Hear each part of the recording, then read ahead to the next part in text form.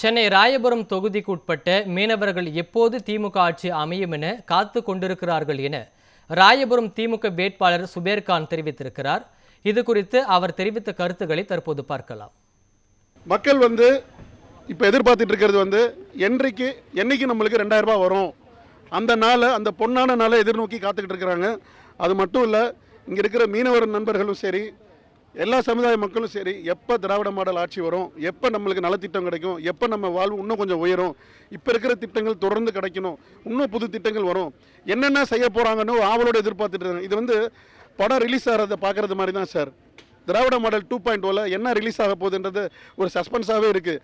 இருந்தாலும் நம்மளோட தேர்தல் அறிக்கையில் தலைவர் விலாவரியாக கொடுத்துருக்குறாங்க. எப்பயுமே தலைவர் சொல்கிறதையும் செய்வார், சொல்லாததையும் செய்வார். சொல்லாத விஷயங்களுக்காக எதிர்பார்த்துட்டு இருக்காங்க, சொன்ன விஷயத்துக்காகவும் எதிர்பார்த்துட்டு இருக்காங்க. கண்டிப்பாக திராவிட மாடல் 2.0 பயங்கரமாக இருக்கும். அது தமிழ்நாட்டை வேறு லெவலுக்கு கொண்டு போக போகுதுன்றதுல மாற்றமே இல்லை சார்.